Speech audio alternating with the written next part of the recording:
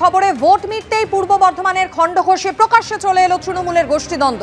তৃণমূল বিধায়কের অনুগামী অঞ্চল সভাপতি এবং তার ছেলে সহ বেশ কয়েকজনকে মারধরের অভিযোগ। অঞ্চল সভাপতিকে মারধরের অভিযোগ উঠল দলেরই ব্লক সভাপতির অনুগামীদের বিরুদ্ধে। অভিযোগ, ব্লক সভাপতির অনুগামীরা রড লাঠি নিয়ে অঞ্চল সভাপতির অনুগামীদের উপর চড়াও হয়। অঞ্চল সভাপতি হাবিবুর রহমান, তার ছেলে মেহবুর রহমান সহ 4 জন আহত হয়েছেন। তাদের বর্ধমান হাসপাতালে ভর্তি করা হয়েছে। যদিও ব্লক সভাপতির দাবি, গ্রাম্য বিবাদকে কেন্দ্র করেই এই ঘটনা।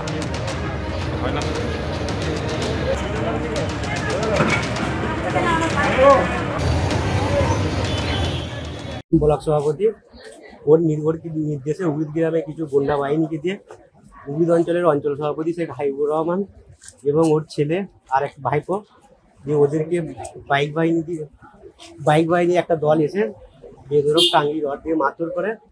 মারার কারণ ওটা অঞ্চল দখলের লড়াই হচ্ছে, অপার্থিব হিসাবে একটা মানে গোষ্ঠীদ্বন্দ্বের কথা। ও রক্ত নিয়ে রাজনীতিটা করতে বেশি ভালোবাসে। এর আগেও আপনারা দেখেছেন 17 সালে পরেশ মার্ডার হয়েছে। সেই পরেশ মার্ডারের মূল ভূমিকাটা অপার্থিব হিসাবে পালন করেছেন, মার্ডারের নেতৃত্বটাও দিয়েছিলেন। আর সেই খুনিগুলোকে দিয়ে আজকের এই ঘটনাটা অপার্থিব হিসাবে নির্দেশই ঘটল। তখন এই ঘটনাটা সম্পূর্ণ রাজনৈতিক কোনো ঘটনা আমার জানা নাই। আর এই সম্বন্ধে আমারও কিছু জানা নাই। ওটা ওদের গ্রাম্য বিবাদ, গ্রামের কি বিষয় সেটা ওরাই ভালো জানে।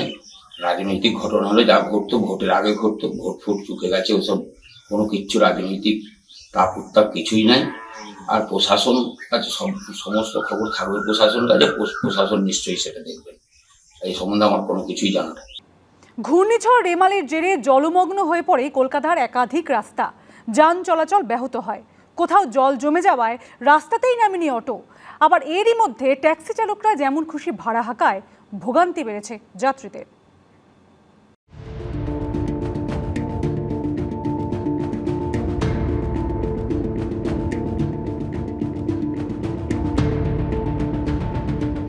রেমাল দুর্যোগে বেসামাল কলকাতা। রবিবার মাঝরাতে তাণ্ডব চালিয়েছে ঘূর্ণিঝড়। তার জেরে কলকাতাতেও ভারী বৃষ্টি। বৃষ্টিতে জলমগ্ন হয়ে পড়ে পার্ক সার্কাসের একাংশ। তপসিয়া থেকে বেগবাগান মোড় পর্যন্ত জল থই থই রাস্তা। জল ঢুকে গাড়ি বিকল হয়ে যাওয়ায় ভোগান্তি বাড়ে অফিস যাত্রীদের।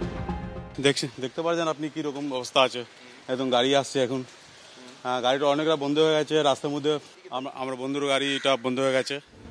শহরের অন্যতম ব্যস্ত রাস্তা হাইট রোড। কলকাতা বন্দর লাগোয়া এই রাস্তা দিয়ে পণ্যবাহী যান চলাচল করে। জল এতটাই জমে যে গাড়ি বিকল হয়ে বাড়ে ভোগান্তি।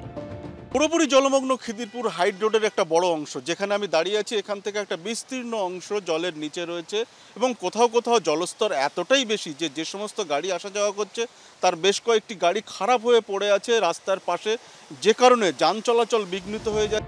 প্রতিবার একই ছবি। একদিনের বৃষ্টিতে ঠনঠনিয়া কালীবাড়ির সামনের রাস্তা যেন নদী। দ্রুত জল নামাতে রাস্তায় নামেন কলকাতার পুরসভার কর্মীরা। এয়ার ভ্যাকুয়াম জেটের সাহায্যে জল তুলে অন্যত্র ফেলে আসা হয়। বিশেষ গাড়ি আমরা দেখতে পাচ্ছি, সেই গাড়িতে ভরে সেই জল অন্যত্র ফেলে আসা হয়। এইভাবেই পর্যায়ক্রমে চলতে থাকে জল তুলে, কার্যত বলা যেতে পারে যে সেচে ফেলার মতো একটা প্রক্রিয়া। সেই প্রক্রিয়ায় নামা হয়েছে। তার কারণ ম্যানহোল খুলেও কিন্তু এই ঠনঠনিয়া এবং কলেজ স্ট্রিট চত্বরের যে জল, জমা জল, তা পুরোপুরি নামানো যাচ্ছে না। তাই এয়ার ভ্যাক জেটকে কাজে লাগানো হয়েছে। তো ড্রেন খুলে রেখেছি, তারপর জল তো যাচ্ছে আর মেশিনে লাগানো আছে, সে টানছে নিয়ে চলে যাচ্ছে, আবার ফেলে আবার আসছে। কোমর সমান জল জমে যায় সুকিয়া স্ট্রিট, আমহা স্ট্রিটেও।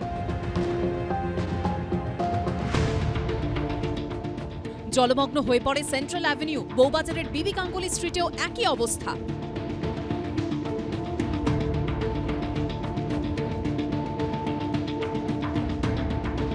সেন্ট্রাল এভিনিউতে দেখা যাচ্ছে যে আমি নিজে যেখানে দাঁড়িয়ে রয়েছি প্রায় 1 হাঁটু জল, এবং এই একই রকম অবস্থা কিন্তু গোটা সেন্ট্রাল এভিনিউ জুড়ে দেখা যাচ্ছে। যেখানে বাস থেকে শুরু করে যে সমস্ত গাড়ি আজকে কিন্তু সংখ্যায় অনেকটাই কম। দেখা যাচ্ছে সেন্ট্রাল এভিনিউ যে বিস্তীর্ণ জায়গা তা কিন্তু প্রায় 1 হাঁটু জল সেখানে জমে গেছে, এবং গাড়ি একটি নির্দিষ্ট লেন থেকে গাড়িগুলো কিন্তু গন্তব্যে যাচ্ছে।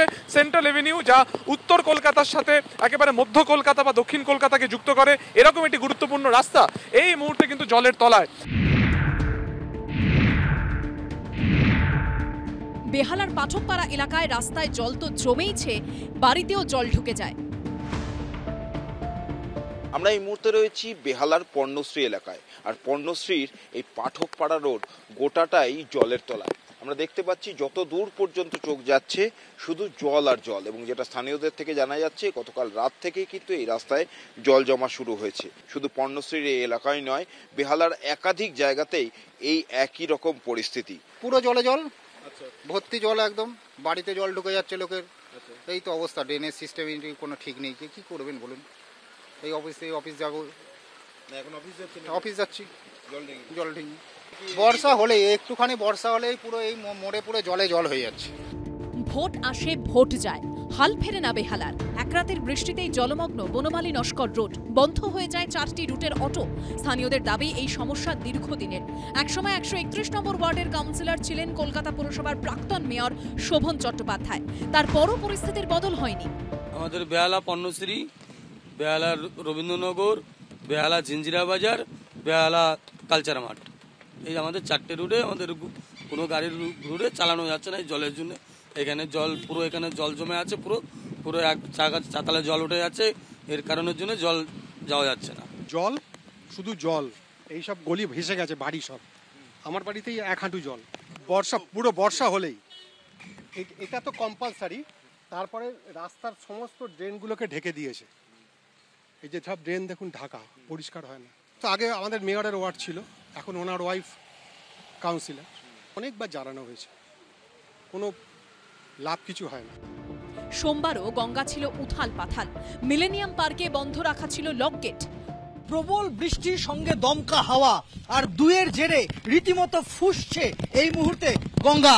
আমরা দেখতে পাচ্ছি যে মিলেনিয়াম পার্কের জেটির একদম সামনে রীতিমতো ঢেউ গঙ্গার বুকে, এবং সেই গঙ্গার জলস্তর এই মুহূর্তে অত্যন্ত বেশি রয়েছে। এই যে মিলেনিয়াম পার্কের লক গেট, সেই লক গেটকে বন্ধ রাখা হয়েছে। আমরা দেখতে পাচ্ছি যে কলকাতা পুরসভার সেই লক গেট কিন্তু বন্ধ। শহর জুড়ে জমা জলে ভোগান্তি বাড়ে সাধারণ মানুষের। মেয়র আশ্বাস দেন লক গেট খুললেই জল নেমে যাবে। সময় দিতে হবে, জল বৃষ্টি শেষ হওয়ার 5 ঘন্টা। লক গেট বন্ধ হওয়া মানে হাই টাইড এবং বৃষ্টি শেষ হওয়ার 5 ঘন্টা বাদে কলকাতায় বেশিরভাগই জায়গায় জল থাকবে না। খুব লো লাইং এলাকা বা কোথাও কাজ হচ্ছে সেইটা। এই পরিস্থিতিতে আসার কথা শুনিয়েছে আবহাওয়া দপ্তর।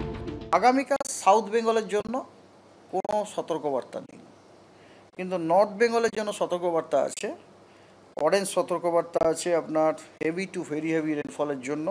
আগামীকালও কিন্তু সারফেস উইন্ডের সতর্কবার্তা আছে, রিচিং 40 to 50 km/h। তবে এগুলো সব নর্থ বেঙ্গলে। আগামীকাল কিন্তু সাউথ বেঙ্গলে কোনো আপনার উইন্ডেরও সতর্কবার্তা নেই। মঙ্গলবার থেকে কলকাতা সহ দক্ষিণবঙ্গে আবহাওয়ার উন্নতি হবে বলে জানিয়েছে আবহাওয়া দপ্তর। সত্যজিৎ বৈদ্য, সন্দীপ সরকার ও অর্ণব মুখোপাধ্যায়ের রিপোর্ট, এবিপি আনন্দ।